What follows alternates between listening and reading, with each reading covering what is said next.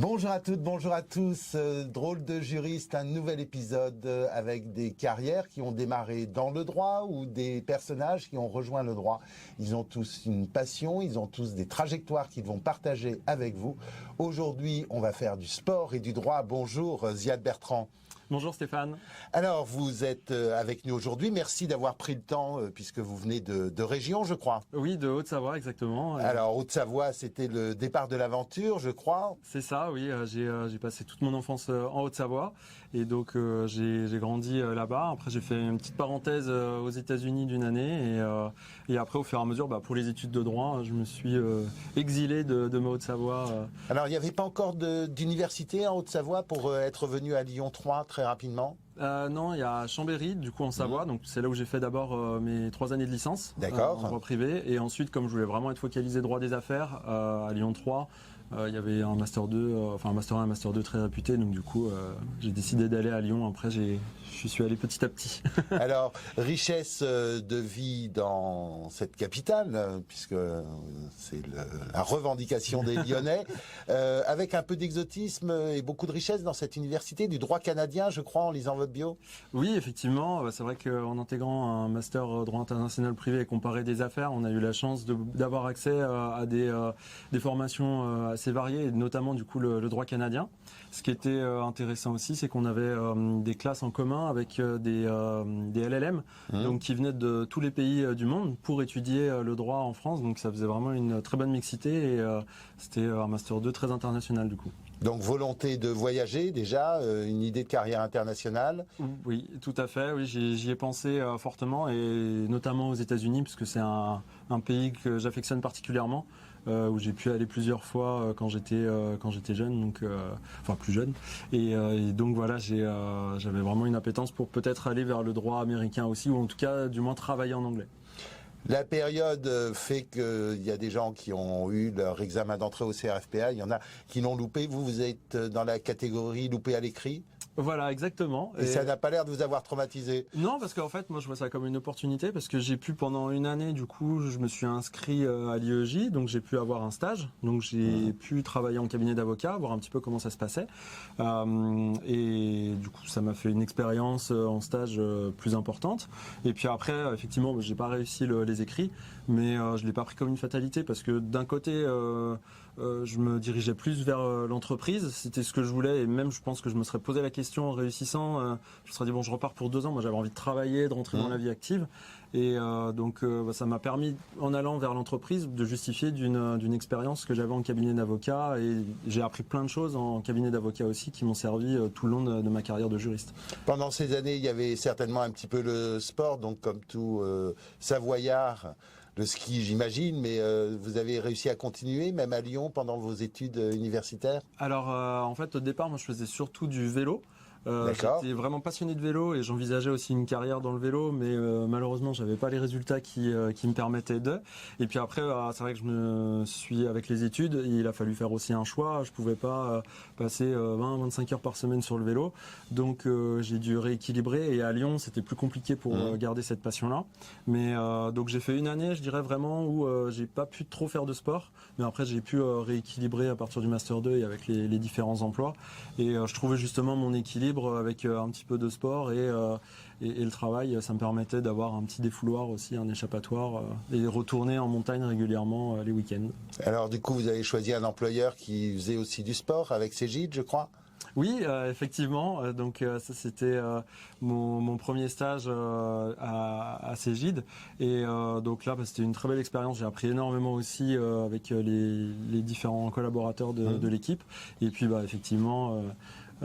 Propriétaire Alexandre Las, du coup, qui est propriétaire, c'est le club du coup de l'OL, donc effectivement rester dans le sport, même si les prestations de service, on va dire, données par Cégide ne sont pas dans le sport, mais oui, mais c'est du sport de vendre des prestations de service, donc voilà.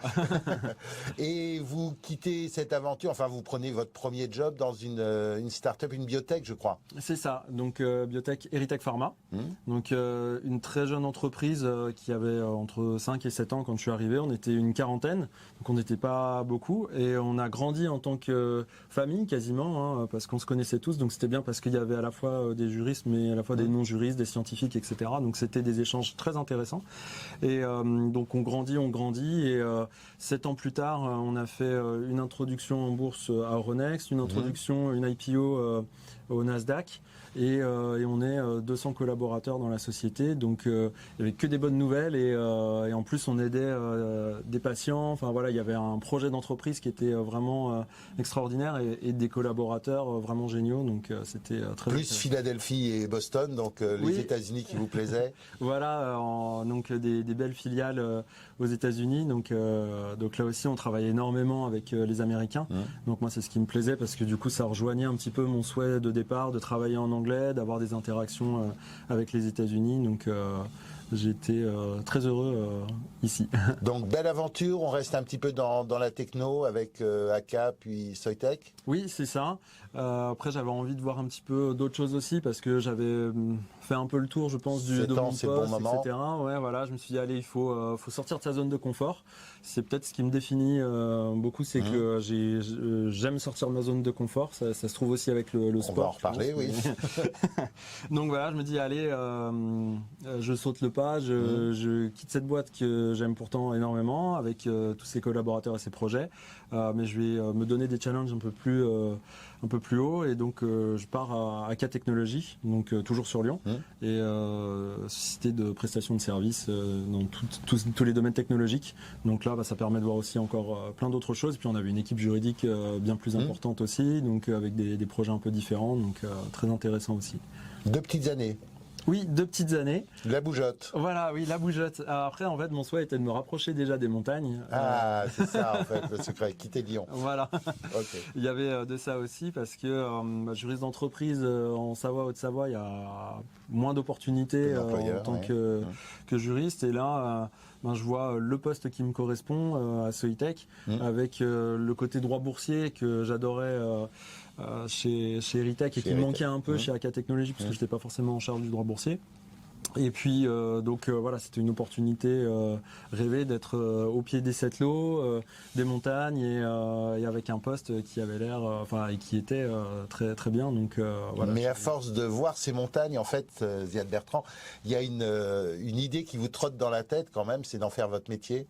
Voilà, au bout d'un moment, je me suis dit j'ai envie même de sortir du bureau parce que je regardais les montagnes à travers les fenêtres et je me disais bon, les journées sont longues, hein, on sait que voilà, faut pas mal s'employer aussi et j'avais envie d'être dans les montagnes et aussi, je pense, d'avoir plus de contacts avec différentes personnes et pouvoir leur apporter plus qu'en tant que juriste, j'avais besoin de quelque chose avec plus de contact sur l'humain et de pouvoir aider les gens vraiment à s'élever aussi. Vous aviez gardé le niveau sportif ou comment ça se passe ? On doit démarrer des études d'éducateur sportif, quel que soit le passé que l'on a eu, on remet les compteurs à zéro finalement ? Voilà, c'est vrai que ça a été un peu difficile parce que je pars avec un Master 2, donc je suis content, j'ai fait 5 ans d'études et là je retourne vers un BPGEPS haltérophilie musculation. Donc je suis pas forcément dans l'haltérophilie, c'est un sport que j'ai découvert du coup durant cette année de formation, mais on retourne vraiment aux bases parce qu'en fait on se rend compte qu'il y a plein de choses aussi à apprendre au niveau du sport et c'est là où je me suis aperçu de l'immensité des choses qu'il y avait et parfois j'ai fait des liens avec les études de droit au final parce que on peut aussi aller faire des recherches sur des publications PubMed parce qu'il y a des études qui sont faites et donc c'est très intéressant aussi de se dire en fait il y a de la recherche aussi, il y a aussi différentes doctrines, il y en a qui vont exposer telle doctrine en disant que faire tel exercice ou tel entraînement va fonctionner, tel autre moins bien, etc. et d'autres doctrines qui vont dire l'inverse, donc ça m'a amusé aussi de pouvoir faire le parallèle entre les deux. Donc voilà, j'ai dû repartir de zéro et l'avantage que j'ai là c'est que j'ai fait une validation d'acquis d'expérience pour pouvoir prétendre à un Master 2 en STAPS et le fait d'avoir un Master 2 en droit m'a beaucoup aidé là-dessus et l'expérience que j'avais aussi au niveau sportif avant également. J'imagine que vous apportez quelque chose de différent. Qu'est-ce que c'est votre projet et vous avez la possibilité de faire un peu de pub. Oui, alors en fait, moi ce que je voulais apporter, je voulais me différencier. Je voulais pas être simplement, sans être négatif, mais je voulais pas être coach sportif. Je me suis dit, je veux viser une niche. Donc il fallait que je trouve un intérêt, parce que quand je me suis dit je vais me faire une reconversion professionnelle, j'ai toujours eu envie de faire une entreprise, créer une entreprise, une société, et je me suis dit oui, mais qu'est-ce que je vais faire, qu'est-ce que j'aime? Bon, le sport, ça c'était une évidence. Donc après j'ai trouvé cette idée d'être dans la prestation de service, l'accompagnement, etc. Et donc moi je me suis dit je vais aller dans les sports de montagne parce que c'est ce que j'aime. Donc mais j'aime aussi les apports qu'on peut avoir avec la musculation, donc la préparation physique. Et je vais dire que mon message c'est aujourd'hui de vendre et de dire que la préparation physique sert dans les sports aussi d'endurance, comme le trail, les triathlons, le vélo. Évidemment dans le ski il y a énormément de musculation, mais aujourd'hui on s'en rend peut-être pas forcément compte, ou en tout cas ça commence seulement à être connu qu'il faut aussi faire de la musculation. Donc moi je me suis dit je vais aller dans cette niche là où il n'y a pas forcément d'information, et mon but encore une fois était de donner de l'information. Donc c'est pour ça que j'ai créé aussi une chaîne YouTube, parce que je veux aussi donner de l'information pour que des gens comme moi y aient accès.